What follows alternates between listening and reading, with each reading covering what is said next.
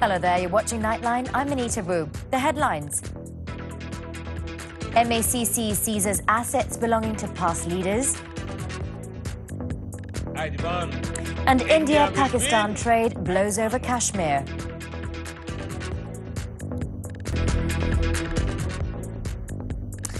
On to the foreign front first. Indian Prime Minister Narendra Modi on Thursday has accused Pakistan of having evil designs to stunt India's growth, following clashes between the country's fighter jets over the disputed Kashmir region, which led to the capture of an Indian Air Force pilot on Wednesday. Modi also called on his countrymen to unite and to stand like a wall or a rock against terrorists who try to destabilize the country. एक मकसद ये भी होता है कि हमारी प्रगति रुक जाए, हमारी गति रुक जाए, हमारा देश थम जाए। उनके इस मकसद के सामने हर भारतीय को दीवान बनकर के, चट्टान बनकर के खड़ा होना है। उन्हें दिखाना है कि न ये देश रुकेगा, न देश की प्रगति थमेगी। India will live as one, India will work as one, India will growth as one, India will fight as one, India will win as one. Speaking to party workers in a video conference in New Delhi, Modi did not respond to an offer of dialogue from his Pakistani counterpart, Imran Khan, leaving open the possibility of further escalation between the two nuclear-equipped armies. Tensions between the two nuclear powers spiraled this week after military planes from both sides carried out tit-for-tat airstrikes in each other's territories, which led to the closure of dozens of airports and put major cities on high alert across the subcontinent.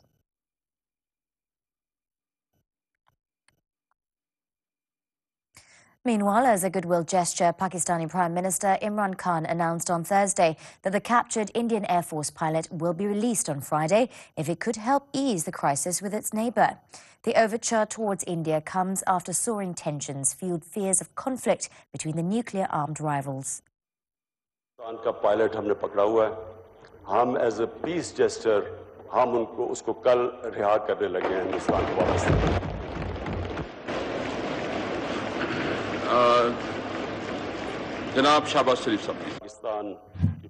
Addressing a joint session of Parliament in Islamabad, Khan, however, said that their de-escalation efforts should not be seen as a weak gesture.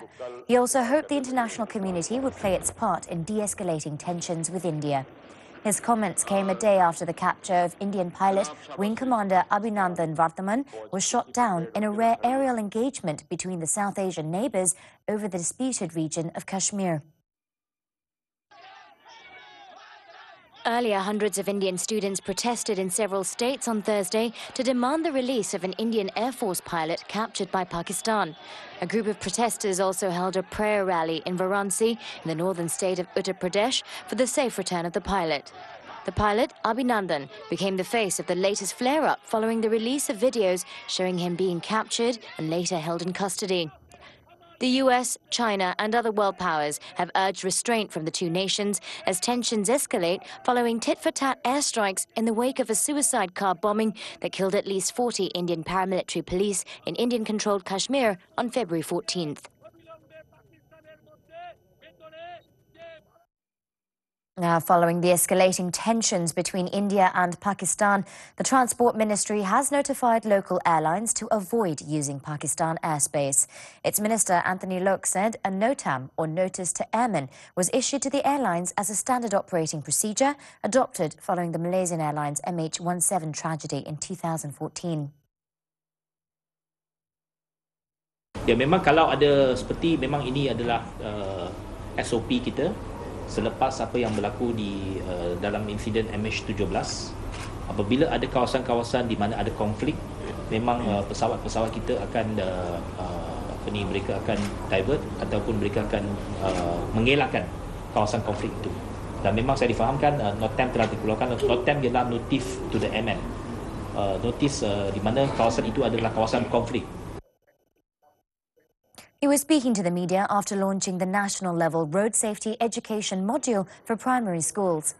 On Wednesday, Pakistan's Civil Aviation Authority closed the airspace over the country to all commercial aircraft. India had also temporarily closed several northern airports.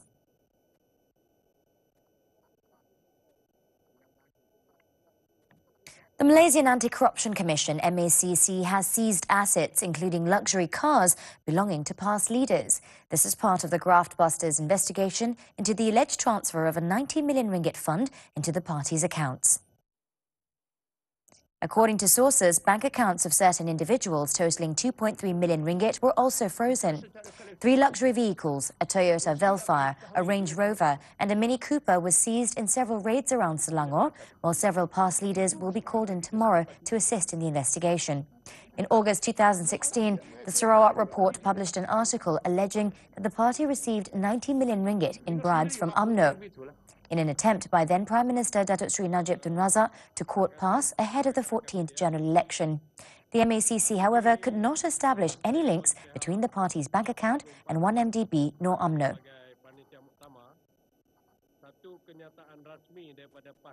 Meanwhile, PAS Secretary-General Datuk Taqiyuddin Hassan was summoned to the MACC headquarters as part of its probe into the 90 million ringgit fund. Datuk Taqiyuddin arrived at the location at 9:20 a.m. We cooperate with SPLM to complete the investigation. That is the purpose I'm coming here. Because my name is among those who was mentioned less defense. The defense terhadap saman tu menyebutkan nama pimpinan PAS. Sehingga ada dalam buat 10 of them, one of them. On February 25th, MACC Chief Commissioner Datuk Sri Muhammad Shukri Abdul said the Commission had so far found no evidence that 90 million ringgit, allegedly siphoned from 1MDB, was channelled into PAS's official bank accounts. In response, Prime Minister Tun Dr. Mahathir said that the MACC needs more time to investigate the case.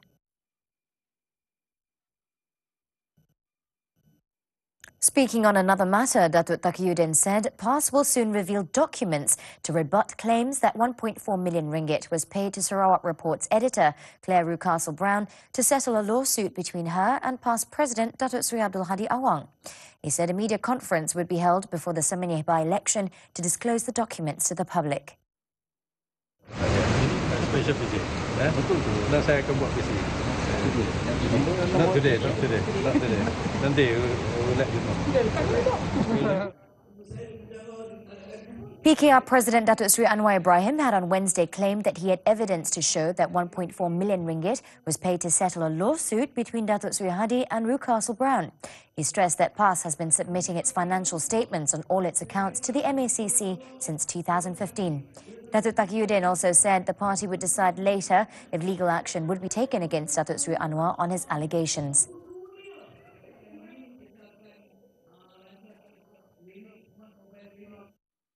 The people of Johor must be smart in fighting for their rights in the issue of exploitation by Singapore, especially in the sale of raw water to the island state. Prime Minister Tun Dr. Mahathir Mohamad said Singapore, as a developed nation with the per capita income of $18,000, should no longer purchase water from a country with a per capita income of less than $10,000 at such a cheap price of 3 sen per 1,000 gallons decided upon in 1926. Sebenarnya Singapura tumbuh dengan pesat kerana kita membekal air kepada mereka. Tapi saya dapati orang Johor sendiri jarang bercakap berkenaan perkara ini. Mereka menunggu rundingan oleh kerajaan pusat. Kerajaan negeri seolah-olah tidak begitu rasa tertekan kerana mendapati 3 sen bagi 1,000 galon. Saya fikir kerajaan negeri juga mesti selalunya menyebut perkara ini. Orang kaya bergantung kepada orang miskin. Ini sudah tentu bukan saja tidak logik tetapi morally wrong. Kita kena tekan perkara ini. He said this when addressing a retreat of the Johor government with federal government leaders in Putrajaya on Thursday. Tun Dr. Mahathir said Johor would make a lot of profit if the state could properly manage the supply of water and electricity that it channels to Singapore. The Prime Minister also urged the state government to look into its own advantages and disadvantages rather than at Singapore's in a bid to beat the island state in terms of development. In terms of ports, Tun Dr. Mahathir said Johor could use its strategic position to attract the arrival of merchant ships. He said Singapore was once considered a strategic port because the ships were using sails and wind energy. But in this era, ships use engines and they no longer regard Singapore as strategic.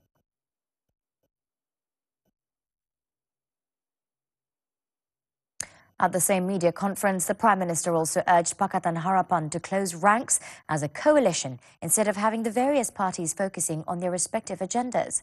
Tun Dr. Mahathir, who is also the PH chairman, said only by doing so would the coalition reap maximum benefits. Kita sebagai kerajaan tidak boleh bersikap sebagai parti lawan.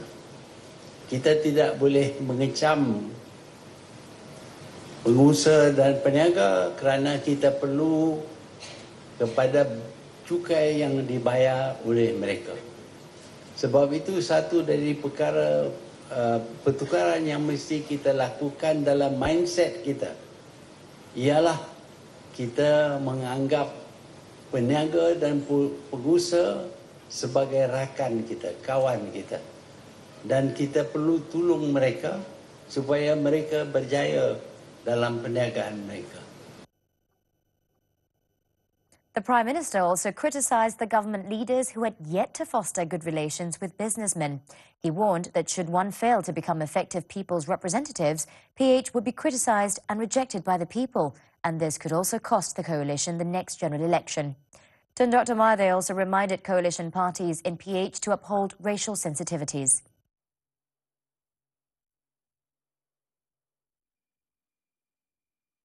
Lembaga Tabung Haji, or TH, will cover the subsidised cost for all first-time pilgrims under Muasasah, including those who had appealed to perform the Hajj this year. Minister in the Prime Minister's Department, Datuk Sri Mujahid Yusof, said the decision was made after several discussions with TH board members. Ini bermakna tidak timbul lagi spekulasi yang menyatakan orang yang merayu tak akan dapat. Yang saya sebut orang yang merayu kategori mahram, orang yang rayu kategori mengiring, orang yang rayu kategori umur yang sudah lanjut 75 tahun ke atas.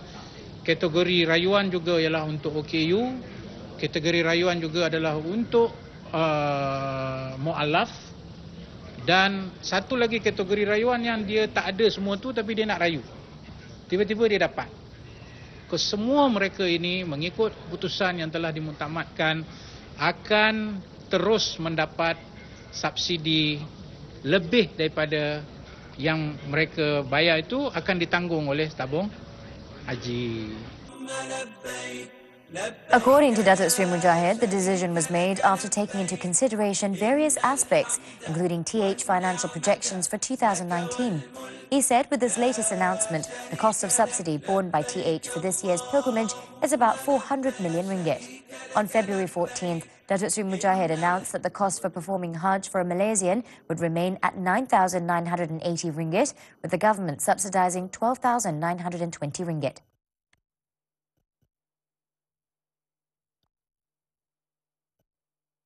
Palm oil giant FGV Holdings Berhad dove into the red after it posted a staggering net loss of 1.08 billion ringgit in the financial year ended December 31st, 2018, compared with a 130.9 million net profit recorded a year earlier. Its Group Chief Executive Officer, Datuk Haris Fazila Hassan, said FGV's dismal performance was due to impairments and provisions amounting to 1.04 billion ringgit. Keeping a very close eye on costs. As you know, this business is all about cost per ton. So that's where we are focusing a lot of our time on. And we are reviewing overall procurement expenditure that we are currently doing with regard to the FGV's net loss was registered on the back of lower revenue of 13.5 billion ringgit, down 20.4% from 16.9 billion ringgit in 2017. Dato' Haris Fazila further said the firm's top and bottom lines were also affected by the decline in the average price of crude palm oil, CPO, during the period under review. In the fourth quarter, FGV recorded a net loss of 208.8 million ringgit, compared with a net profit of 50.4 million ringgit in the corresponding period in 2017. While revenue for the quarter stood at 3.2 billion ringgit, or 25% lower from 4.3 billion ringgit recorded a year earlier. Moving forward, Dato' Haris Fazila expects CPO prices in 2019 to be driven by factors including increasing exports, reduction in inventory levels, and lower production forecasts. FGV is the world's third largest oil palm estate operator, managing more than 450,000 hectares across Malaysia and Kalimantan, Indonesia.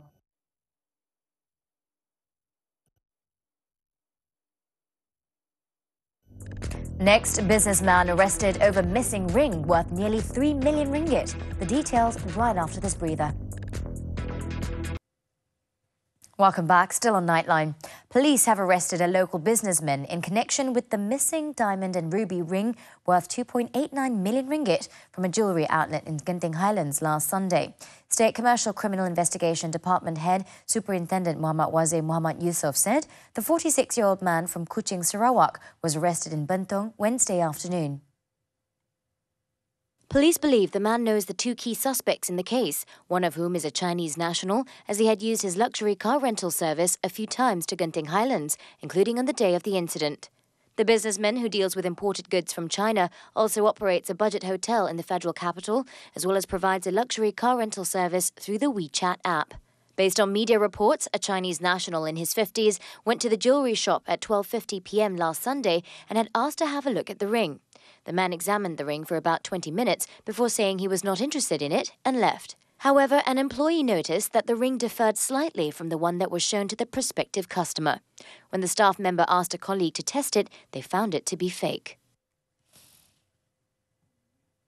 In Malacca, a car wash worker claimed trial at the Sessions Court to the charge of assaulting his wife with a helmet and motorcycle lock last year. 30-year-old Syed Muhammad Nur Hasrul Tuan Rosli made the plea when the charge was read out before Judge Norma Ismail. It was reported that the car wash worker had assaulted his wife out of jealousy after accusing her of having an affair on October 9th last year. The accused allegedly committed the offence at a house in Jalan Ujung, Pasir Melaka. The charge under Section 324 of the Penal Code provides imprisonment up to 10 years, fine and whipping upon conviction. The court set bail at 20,000 ringgit and fixed March 22nd for mention of the case.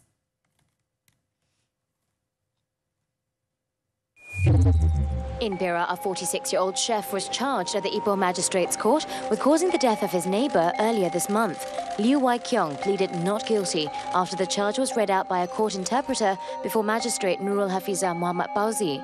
He was accused of causing the death of 63-year-old Goh Kuan Cheong at the Cheong Hai Association building in Pekanbaru on February 2nd. The charge under Section 304 of the Penal Code for causing death by negligence provides for a maximum jail term of 10 years, a fine, or both upon conviction.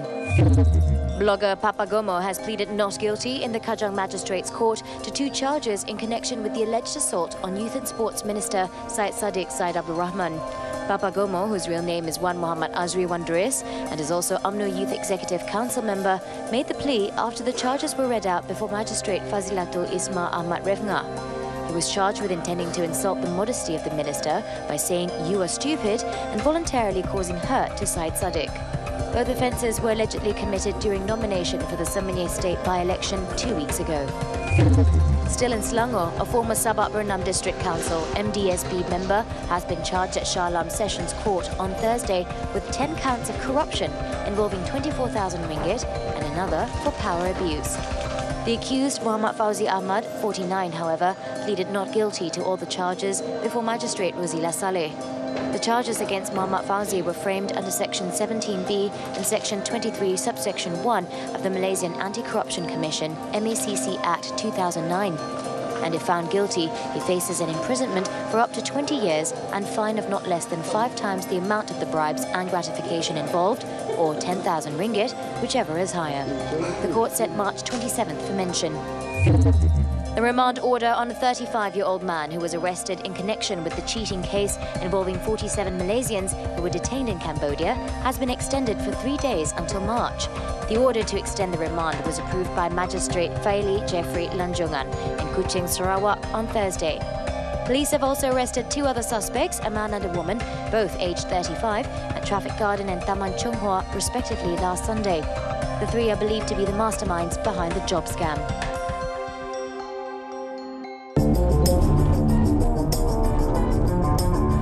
Catch the auto segment every Friday on Nightline! Woo! Wow!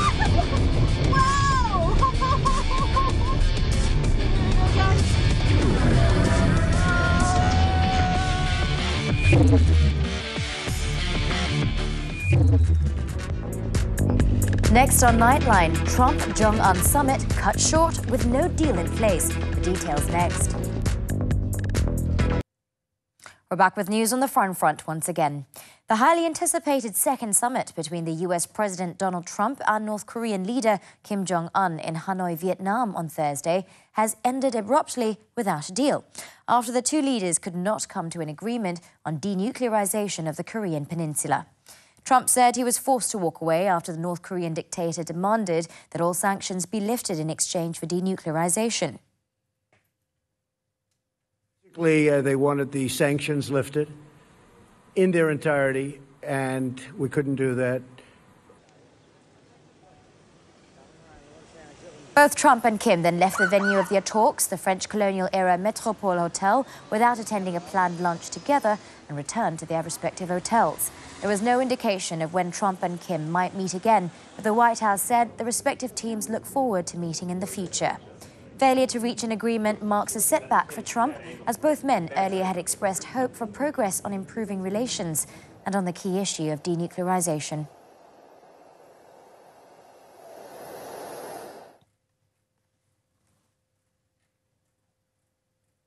In another development, British Prime Minister Theresa May has offered members of Parliament, MPs, the chance to delay Brexit if they reject her deal with the European Union, EU again, and a meaningful vote in 2 weeks. Speaking at the House of Commons, it is the first time for the British government to state publicly that it is considering the options of a Brexit delay. The Parliament has to get through 3 votes starting from March 12th before a delayed British divorce with the EU. And if May succeeds in pushing her Brexit deal through the Parliament in the first vote, the other 2 subsequent proposed balloting will be automatically cancelled. However, observers said that her chance of success is very slim. May's big concession is thus read by some observers as a significant tactical retreat to buy herself more time. The latest move greatly weakened her ability to threaten the Parliament and EU leaders with an ultimatum of my deal or no deal.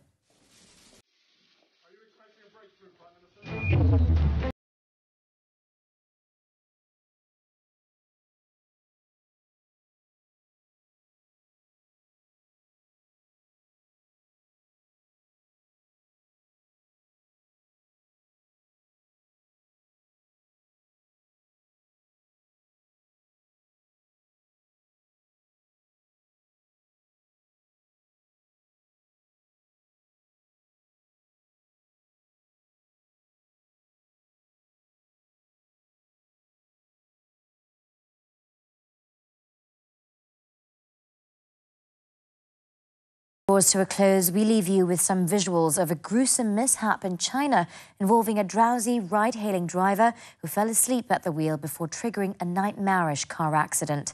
With that, I'm Anita Wu. Thank you for your company. Drive safe and stay safe. Good night.